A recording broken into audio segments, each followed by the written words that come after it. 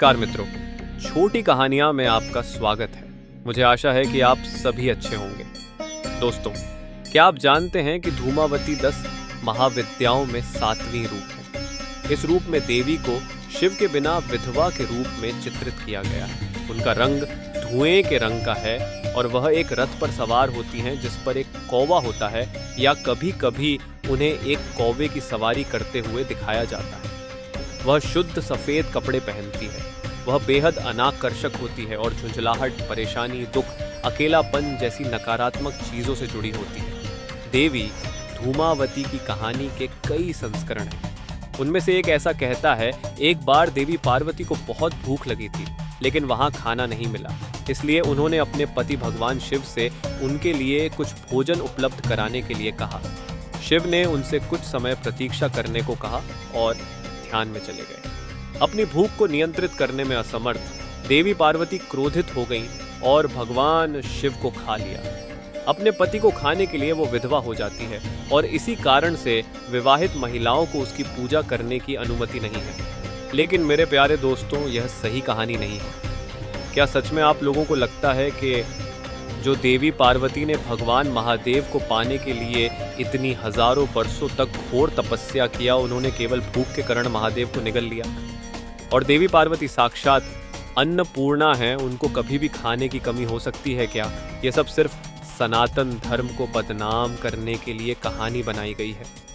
तो मित्र, आइए आज हम जानते हैं क्यों देवी पार्वती को देवी धूमावती का अवतार लेना पड़ा। परंतु मित्रों, देवी धूमावती के अवतार के बारे में जानने के लिए हमें पहले देवी के कौशिकी अवतार के बारे में जानना होगा। तो आइए पहले हम देवी कौशिकी, जो देवी पार्वती के ही एक रूप हैं, उसके बारे में हम पहले जानते हैं। श्रीमद् देवी भागवत पुराण से प्राप्त ज्ञात कथाओं के अनुसार शुंभ और निशुंभ नाम के 2 राक्षस भाई थे। तारकासुर के वध के बाद दोनों भाइयों में से शुंभ राक्षस राजा बन गया। 2 असुर भाइयों, जो भगवान ब्रह्मा से वरदान प्राप्त करने में कामयाब रहे कि उन्हें किसी पुरुष, चाहे इंसान या पशु पक्षी आदि द्वारा नहीं मारा जाएगा, बल्कि केवल एक महिला द्वारा मारा जाएगा।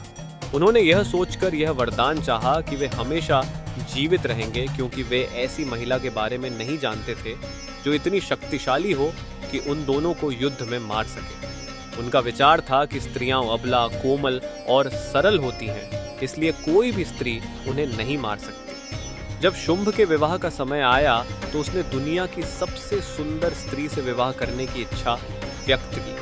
वह अपने मुख्य सेनापति चंड और मुंड को निर्देश देता है कि वे विवाह योग्य सभी स्त्रियों को पाताल लोक ले आएं, फिर वहां से अपनी वधू का चयन करें। जब चंड और मुंड उन सभी स्त्रियों को उनकी इच्छा के विरुद्ध ले जा रहे थे, उस समय सभी स्त्रियां देवी पार्वती से उन राक्षसों से रक्षा करने की प्रार्थना कर रही थी। देवी पार्वती उन महिलाओं का अपमान सहन नहीं कर सकी, अतः महादेव ने देवी का ऐसा श्रृंगार किया, देवी पार्वती और भी सुंदर लगने लगी।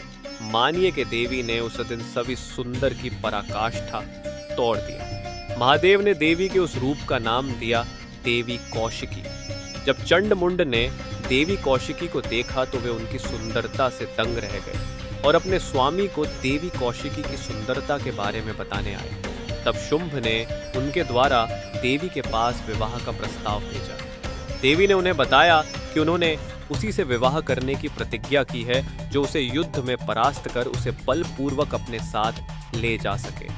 इस प्रकार देवी द्वारा युद्ध के लिए उकसाए जाने पर शुंभ और निशुंभ ने चंड और मुंड के साथ एक बड़ी सेना भेजा, जिन्हें देवी ने महाकाली का रूप धारण करके वध कर दिया। और चंड और मुंड का वध करने के लिए देवी पार्वती ने जिस रूप को धारण किया उसको देवी चामुंडा के नाम से जाना जाते हैं। चंद और मुंड के वध के बाद शुंभ ने उसके खास मायावी असुर धूम्रलोचन को भेजा, जिसका धुआं बहुत घातक था। देवी ने धूम्रलोचन के सामने सफेद साड़ी में आया और हाथ में बांस से निर्मित एक छलनी थी। उस छलनी के मदद से उन्होंने धूम्रलोचन का सारे धुएं निगलकर उस असुर को वध किया। धूम्रलोचन के उस घातक धुआं को निगलते समय देवी पार्वती को अत्यधिक कष्ट हो रही थी। उस धुआं के पीड़ा के कारण देवी के रंग और रूप धुंधला हो गई थी और देवी के सारे शरीर से चमक चली गई और देवी को बेहद अनाकर्षक लग रही थी। देवी के स्वरूप को हम धूमावती के नाम से जानते हैं। असुर धूम्रलोचन को इस रूप में वध किया तो देवी का नाम धूमावती पड़ा। देवी के इस अनाकर्षक रूप के कारण देवी ने विवाहित महिलाओं को उनके इस रूप की पूजा करने से वर्जित किया। मित्रों, अब आप सभी पूरी कहानी जानते हैं कि धूमावती नाम देवी पार्वती को कैसे और क्यों प्राप्त हुआ।